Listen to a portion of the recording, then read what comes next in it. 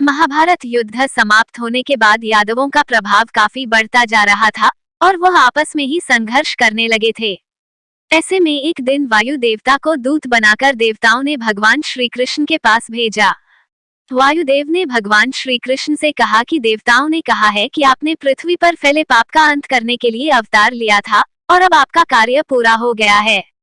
अगर आपकी इच्छा हो तो आप अपने लोक वापस आ जाएं अथवा आपकी अभी और पृथ्वी पर रहने की इच्छा हो तो आप रह सकते हैं। भगवान श्री कृष्ण ने कहा कि जब तक यदुवंशियों का अंत नहीं हो जाता तब तक पृथ्वी का भार कम नहीं होगा, इसलिए अब मैंने इनके अंत की व्यवस्था कर दी है और अब केवल 7 दिनों के अंदर मैं भूलोक का त्याग कर दूंगा। नमस्कार दोस्तों, बातें ज्ञान की यूट्यूब चैनल में आपका स्वागत है। इस चैनल के द्वारा भक्ति, ईश्वर कथा, पौराणिक कथाएं, प्रेरक कहानियां और ज्ञानवर्धक कहानियों का विशेष संकलन आपको मिलेगा और आप ऐसे ही ज्ञानवर्धक वीडियो देख पाएंगे। कृपया चैनल को सब्सक्राइब करें, वीडियो को शेयर करें और अपना बहुमूल्य साथ बनाए रखें। धन्यवाद दोस्तों। भगवान श्री कृष्ण के ऐसा कहने के बाद वायुदेव वापस चले गए, लेकिन द्वारिका में अपशकुन के बादल मंडराने लगे। एक दिन सभी यदुवंशी प्रभास क्षेत्र यानी वर्तमान सोमनाथ मंदिर के पास स्थित समुद्र तट पर आए। यही यादवों में आपसी विवाद हो गया और वह एक दूसरे की मारने लगे। कुछ ही समय में सभी यदुवंशी काल के काल में समा गए। इस स्थिति को देखकर बलराम जी सागर तट पर बैठ गए।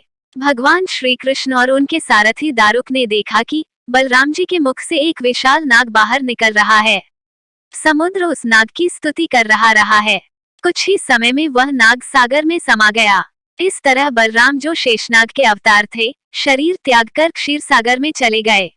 सोमनाथ मंदिर से कुछ दूरी पर जहां बलराम जी ने देह त्याग किया था, वहां बलराम जी का एक मंदिर बना हुआ है। बलराम जी की देह त्याग के बाद भगवान श्री कृष्ण ने अपने सारथी से कहा कि अब मेरे भी जाने का समय हो गया है, इसलिए मैं योग में लीन होने जा रहा हूँ। द्वारिका में जो लोग बच गए हैं उन सभी को कह दो कि अर्जुन के आने के बाद वह द्वारिका को छोड़कर उनके साथ चले जाएं। क्योंकि अर्जुन के द्वारिका से जाने के बाद मैंने समुद्र से जो भूमि द्वारिका नगरी बसाने के लिए ली थी, समुद्र उसे डुबो देगा। उस समय केवल मेरा भवन ही शेष रह जाएगा। इसके बाद भगवान श्री कृष्ण योग में लीन गए और जरा नामक शिकारी ने भगवान श्री कृष्ण के पैर को मृग की आंख समझकर दूर से बाण चला दिया। इस बाण के लगते ही भगवान मूर्छित हो गए। जरा ने जब श्री कृष्ण को देखा तो काफी घबरा गया और अपराध बोध से दुखी हो गया। भगवान श्री कृष्ण ने तब जरा को समझाया कि ये तो मेरे विधान से ही रचा हुआ था। मैंने स्वयं ही अपने देह त्याग के लिए इस विधि को चुना था, क्योंकि तुम्हारे पूर्वजन्म का ऋण था मुझ पर। जरा पूर्वजन्म में बाली था जिसका वध भगवान राम ने किया था। जब अर्जुन द्वारिका पधारे और सब हाल जाना तो यदुवंशियों के शव पहचान कर उनका अंतिम संस्कार किया। श्री कृष्ण के जाने के बाद रुक्मिणी और जाम्बूती ने भी देह त्याग दिया। बलराम जी की पत्नी रेवती ने भी देह त्याग कर दिया।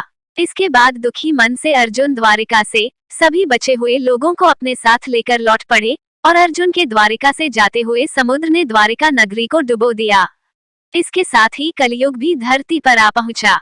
अर्जुन द्वारिका नगरी की कन्याओं को लेकर अकेली बड़ी सावधानी से चले जा रहे थे। उनके साथ द्वारिका की अपार धन संपदा भी थी।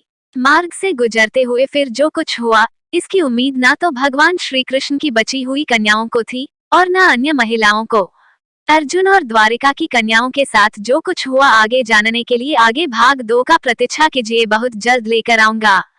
दोस्तों, यहाँ बस इतना जान लीजिए कि अर्जुन से ऐसी उम्मीद किसी को नहीं थी कि अर्जुन ऐसे हो जाएंगे और द्वारिका की कन्याओं का ऐसा हाल होगा।